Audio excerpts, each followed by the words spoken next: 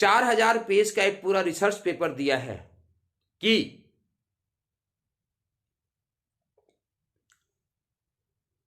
सारी वेद की ऋचाओं से ही हमारा यह शरीर बना हुआ है। जो भी हमारे इस शरीर का निर्माण हुआ है वह वेद की ऋचाओं से बना हुआ है। हमारी वेद की ऋचाएं जो हैं वे हमारे बॉडी के न्यूरॉन्स हैं। और वहां डॉक्टर टोनी नेडर जी ने, जो महर्षि यूरोपियन रिसर्च यूनिवर्सिटी के प्रोफेसर हैं, यहां तक उन्होंने डिस्क्राइब किया है कि बॉडी के किस न्यूरॉन से किस वेद की ऋचाओं का रिलेशन है। उस रिसर्च पेपर को, इस दास को पढ़ने का सौभाग्य प्राप्त हुआ है। और सिर्फ स्थूल ढंग से पढ़ने का सौभाग्य नहीं प्राप्त हुआ है, उन ऋचाओं को इस मिट्टी में, इस शरीर में जागृत करने का भी अवसर मिला है। और उसके लिए जो मूल तत्व है जिसको हम गायत्री कहते हैं, गायत्री को हम वेद माता कहते हैं, देव माता कहते हैं, विश्व माता कहते हैं। गायत्री मंत्र को, गायत्री मंत्र का यदि हम जीवन में अनुष्ठान करते हैं, गायत्री मंत्र को अपने जीवन में हम धारण करते हैं, तो हमारे इस शरीर के कण कण में, रोम रोम में वेद भी जागृत हो जाता है, सभी देवता भी जागृत हो जाते हैं, और विश्व मानवता भी हमारे हृदय में, हमारे शरीर के कण कण में, रोम रोम में जागृत हो जाती है। तो जब गायत्री मंत्र की बात चल ही रही है तो क्यों ना 2 से 3 बार गायत्री मंत्र का उच्चारण भी कर लिया जाए। ओम भूर्भुवस्वः तत्सवितुर्वरेण्यं भर्गो देवस्य धीमहि धियो यो नः प्रचोदयात्। ओम भूर्भुवस्वः तत्सवितुर्वरेण्यं भर्गो देवस्य धीमहि धियो यो नः प्रचोदयात्। ओम भूर्भुवस्वः तत्सवितुर्वरेण्यं भर्गो देवस्य धीमहि धियो यो नः प्रचोदयात्। तो मित्र, हमारा विषय चल रहा था कि हमारा जीवन आनंद स्वरूप है, कि हमारे जीवन का नाम संघर्ष है, हमारे जीवन का नाम कष्ट है, दुख है, परेशानी है। तो ऐसे जीवन के विषय में कहा जाए तो इस संसार में लगभग 700 करोड़ से ऊपर लोग हैं। और यदि आप जीवन की परिभाषा, जीवन की फिलॉसफी, जीवन की धारणा पूछेंगे तो हर व्यक्ति की अपनी अलग अलग होगी। जितने लोग हैं उतने प्रकार का जीवन है। ये एक सच्ची बात है, यह सत्य है कि हर व्यक्ति की जीवन की धारणा, जीवन का दर्शन, जीवन की फिलॉसफी हर व्यक्ति की अपनी अपनी है। पर यदि इनमें से हम 2 तत्वों को निकाल लेते हैं कि जीवन संघर्ष है कि जीवन आनंद है, तो हम निश्चित रूप से बोलेंगे कि जीवन आनंद का विषय है।